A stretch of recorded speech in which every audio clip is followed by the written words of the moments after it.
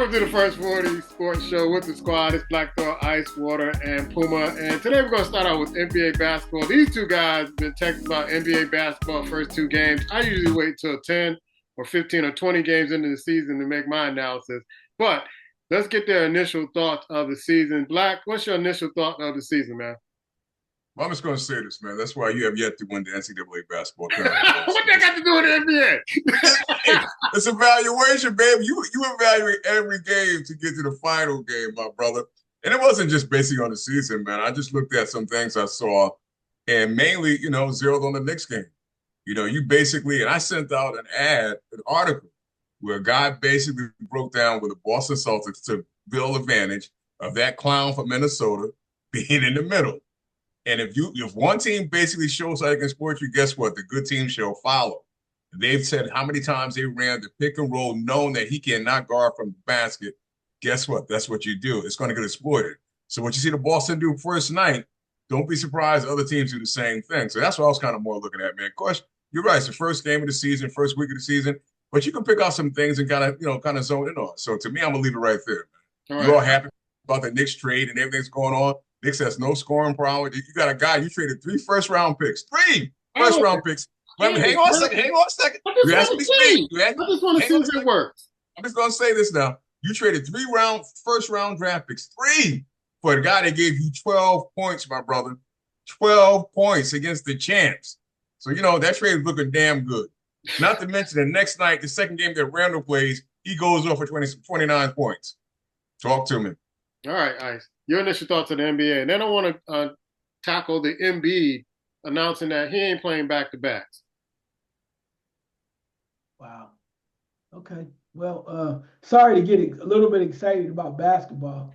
Ooh, some people do like basketball, but when you stuck though on situations, I ain't even gonna go there. I'm just gonna leave that right there. Anyway, the reason why I'm gonna jump into the subject. The reason why I was excited a little bit about the NBA opening night or 2 nights, whatever, is the fact that I think I told you I've been banging the drum for OKC for a long time.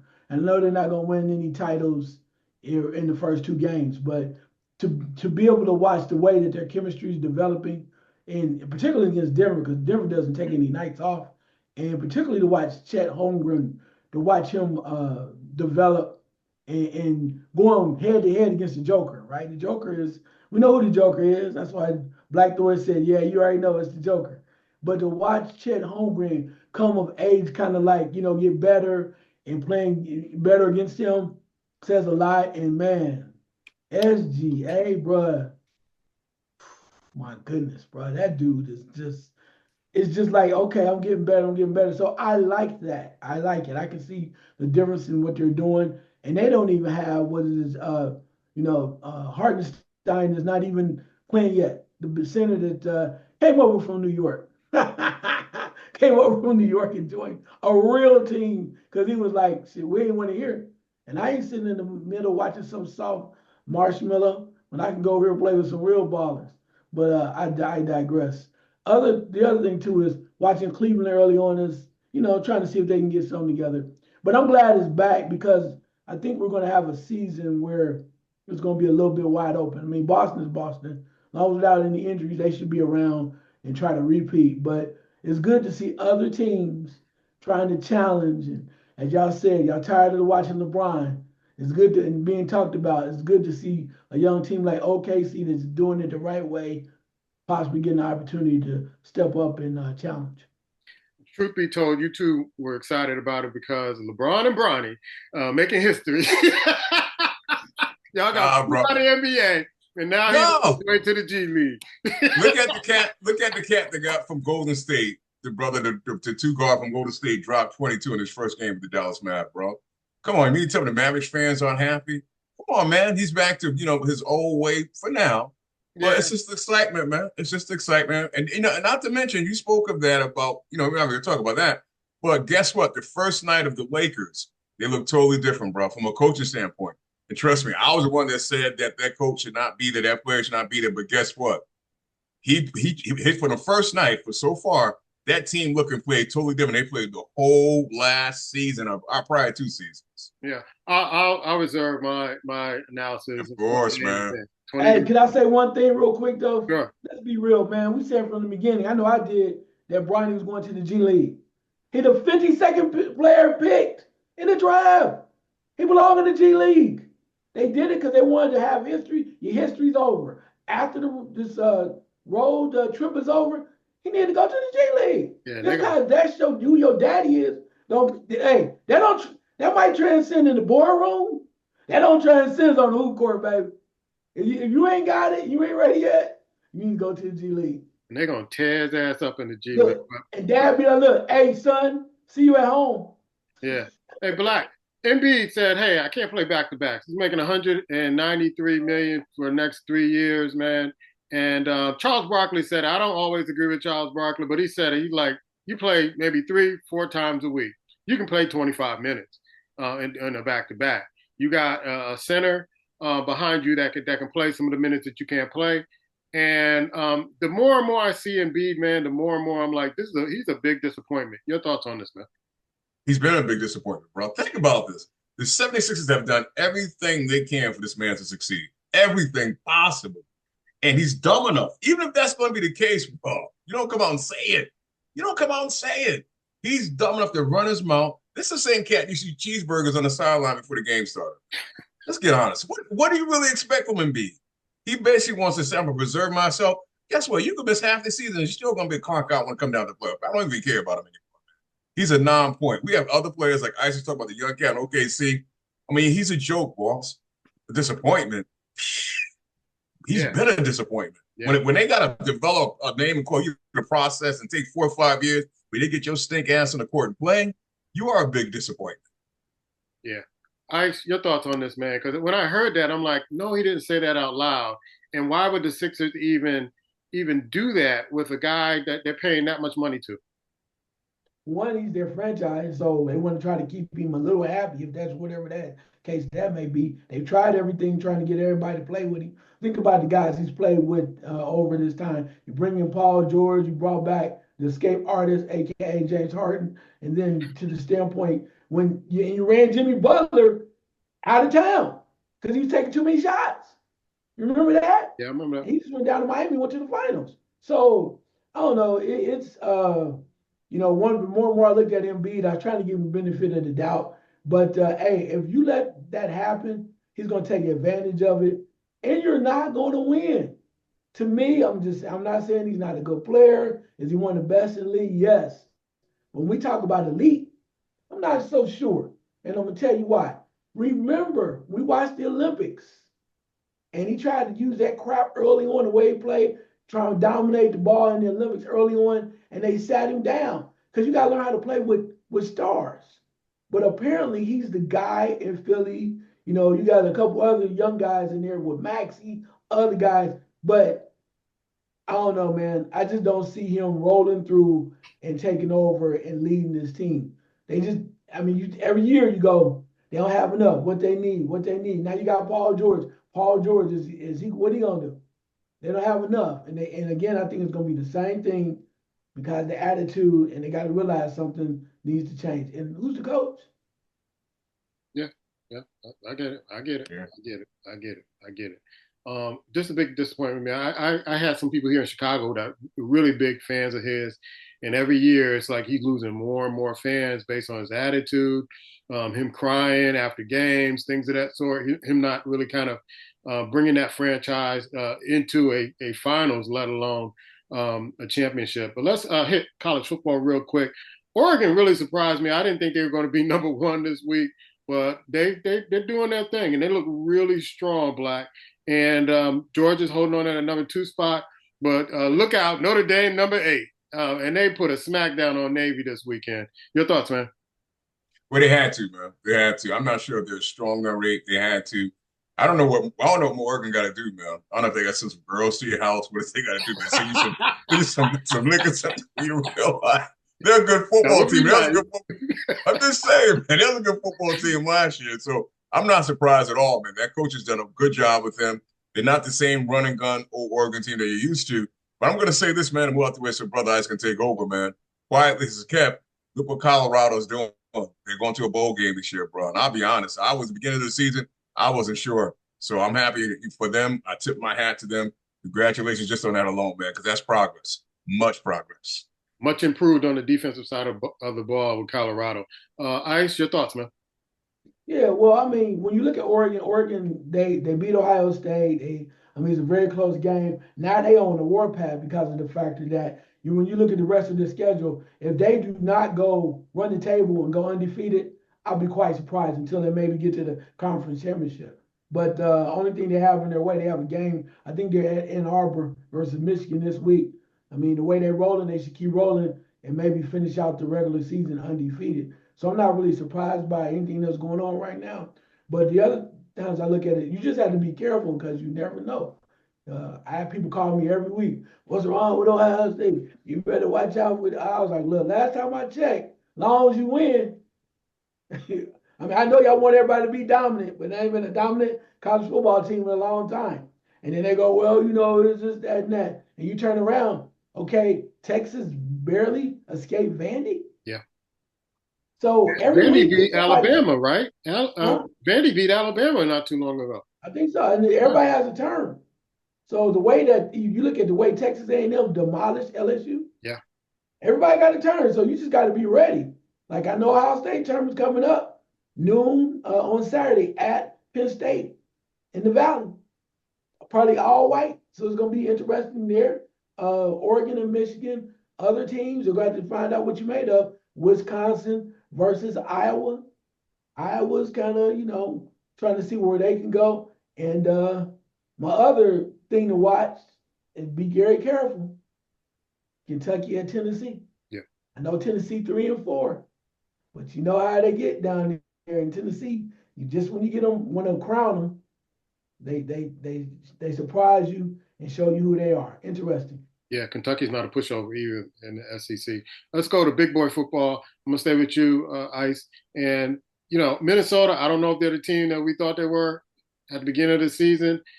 Has Cleveland found their new quarterback and famous Jameis because he was giving Bible verses before the game, and then he was cussing in the locker room after the game. So we'll see how that goes this week.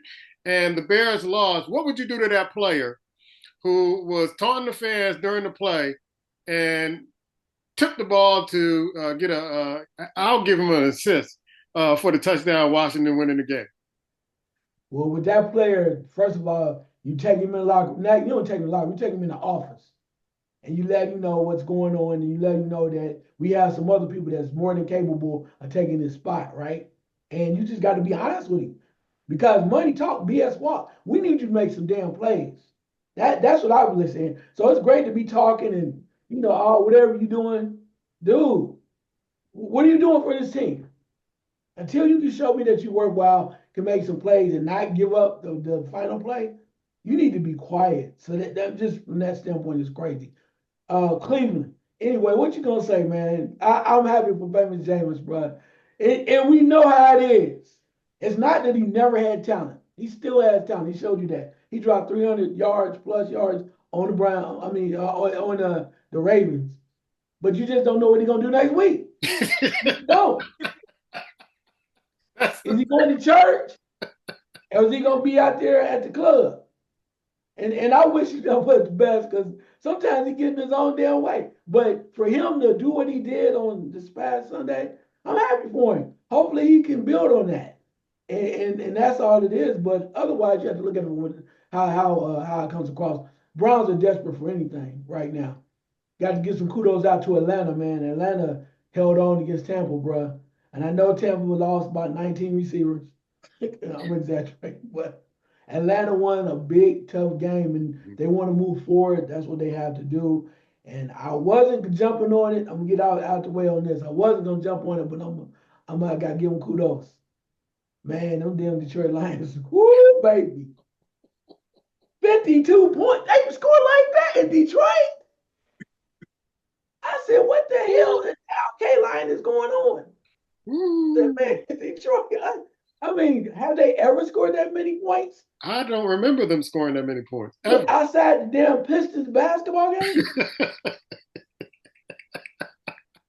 I'm like, what the hell is going on? I mean, I love it. I like it because I like the coach. I like Keith Campbell. I like the way that they're playing. They play hardcore, and if they can keep it up, man, it would be. I'm gonna get out this last point. It would be amazing and wonderful. I'm gonna say this, and I know I live in Ohio, and somebody else would love me to say this too. But it would be amazing to see Detroit win the Super Bowl. I'm Wow. serious, because that would mean so much to that city, and those fans are hungry. I know Cleveland. I hear y'all. Yeah, but y'all, and we know we ain't happening.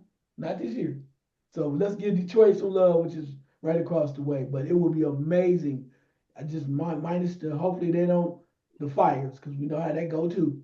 You get excited and start making fires. Anyway, I need to make a world trip up there if they do that. But that's another story. But anyway, Yeah. I'm just saying. Yeah. Shout out to Gary Bean, always tailgating at the Detroit Lions parking lot.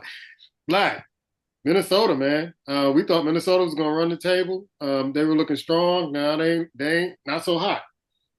As I said earlier, sometimes you get exposed, and that's what the trade lines did to. They expose basically what they have not. If you can basically handle that blitz come on defense, there it is. And I think that's going to be the reason why they kind of see the year come out of the balloon, man. I'm gonna run to Detroit Lions, man, because one thing I want to say is I remember the last time quarterback threw for 85 yards and their team scores in the 50s, bro. 85 yards. And I'll be the first one to say this. Go back to the honeymooners where I saw I eat my hat. I can eat my hat, man. Because a couple of years ago, I said Detroit should come on Thanksgiving. I was the first one to say, get Detroit on Thanksgiving. Bro, not anymore. That's football the way it should be played. Man, they're not only beating teams, they're embarrassing teams. Embarrassing. Going out of their way to embarrass you. Because they could pull the brakes up yesterday at 30-something. Nah. They were not doing that. I was surprised they were going for fourth down, man. But they're out there to win it when they play the football game. And I'll leave it on this, man, because to me, watching Washington and Chicago yesterday, they made them build up as a two, rookie quarterbacks. And I get that. That rookie quarterback for Washington I'm sorry, man. That cat came out there with wrapped ribs. You can't be more inspired than that, man. Leading your team, and they have bought into him. Like the cat said at the end of the game, he's our leader. When the last time somebody really honestly said that sincerely about a rookie quarterback? That's our leader. Yeah, we believe we can go anywhere. He can take us there, not only this year, for the future. Come on, man. And I'm, I know we make jokes about the Bears, whatever, but bro, I watched them close yesterday, and that team has more fortitude now than they ever had in a long time ago, bro. Past years, the Bears would have gave up. Nothing was working. They found where they hung in with their quarterback, and they fought to the end. Yeah, you're right about the play at the end, but give them some props and give them some credit because they at least got to the point where they could have won that game. Years ago, that would have not been Chicago Bears, the Bears. All right. Got to talk about the World Series. My Yankees are down 2-0 is the game tonight. And, man, I think if Boone doesn't make some better decisions, the Yankees might be out of here real quick. Yeah. Excuse me. I'm choked up. I'm going to have to edit that out, right? yeah. You got to edit that out because I'm choked up by the Yankees. Do I need to edit the whole segment out? I'm sorry. I didn't mean to do that. You choking? Yeah, Judge is choking. Judge, yeah. I was choking. I'm serious. I had something. No, Judge is choking too. Aaron Judge. I'm calling about Aaron Judge is choking. All right, but I'll say this about the World Series: that when you look at it from the standpoint of what the Yankees are doing, they're trying to play good ball. You have Jericho really gave a pretty good performance in Game 1. The bats are coming on, except minus Judge perhaps and a couple other people. But I think what's really going on, at least in the first two games, let's look at it. Game 1 I think it has a lot to do with the will to win. And I mean by that, the Yankees were winning. I thought they had Game 1 locked up. I was like, oh, we ready to go. Ohtani come up. He was struggling with 0 for 3 before he got up there and he hit the ball off the wall. Changed the whole game, put it up from that standpoint, and it's the will to win. So when they needed something, in Game 1, they needed offense. And they came off, they were down. Boom, they did what they had to do. You got that offense. Game 2, they flipped the script. It's like, okay, well, we're going to do something a little different. We're going to try to control the Yankees, right? The doctor said, we're going to control the Yankees. So what they do is, when you think about it, they gave up 2 runs. They only gave up 4 hits, man. Mm-hmm. 4 hits. Think about that Game 2. So that's how you win a ball game. You do what you got to do in order. It might be offense one night, might be defense the other night. It might be the two collectively, whatever. But the way that they're doing it, and they're just different people stepping up, it just shows you that it seems like they want a little bit more. And I know you say Judge is struggling, whatever, but even when you're struggling, like Otani is not, I mean, he's playing okay. But when the moment is on it right there, Yeah. you gotta jump on it. And that's what they doing. They like, so if the Yankees do not step up and quit talking about how great they are, how much money they have, you mess around and get swept, bro. I don't care one way or the other. I'm just saying what I see. I normally don't do this, but I'm gonna go to Black. What people up in New York are talking about, man? Since you You close know it. what? Now, I don't even think they feel sure about coming home tonight and playing, bro. I think they see the writing on the wall. And the thing is, I said it without saying it.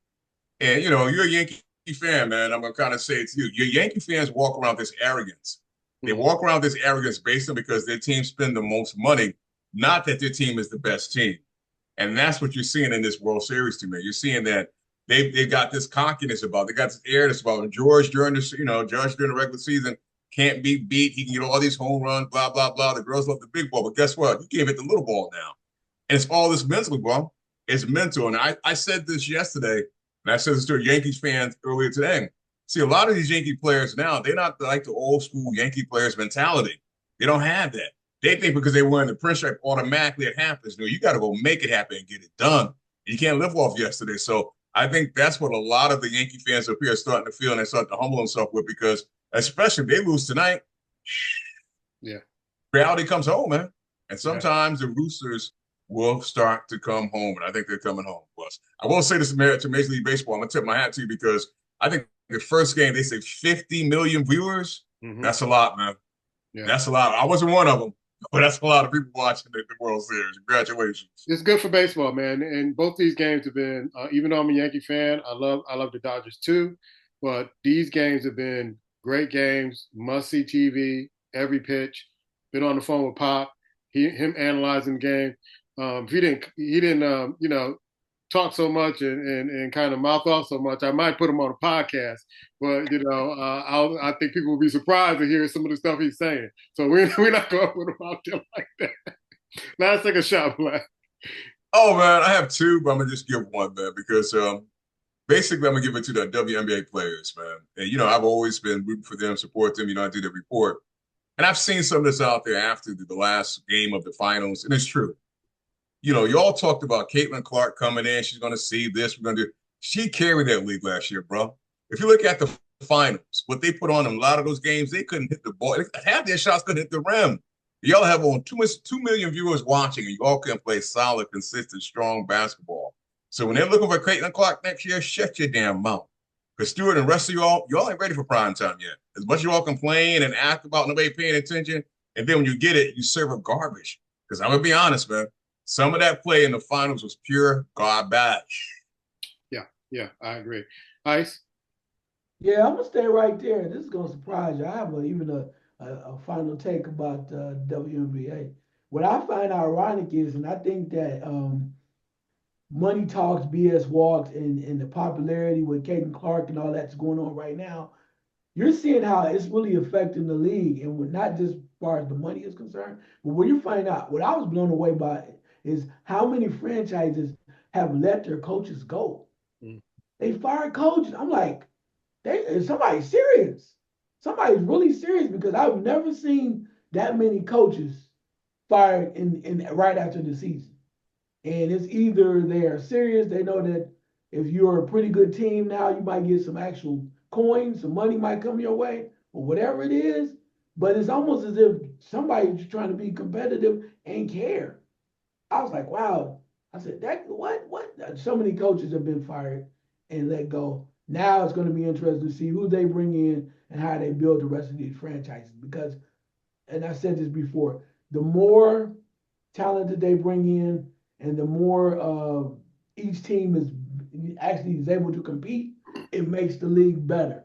It makes you want to watch. When you only got 1, 2, 3, or 4 teams that's competitive, it just goes. It's not what it is. They're already behind the 8 ball, but now they need to go ahead and make other teams better and make them be able to compete for the championship or at least make the playoffs. Yeah.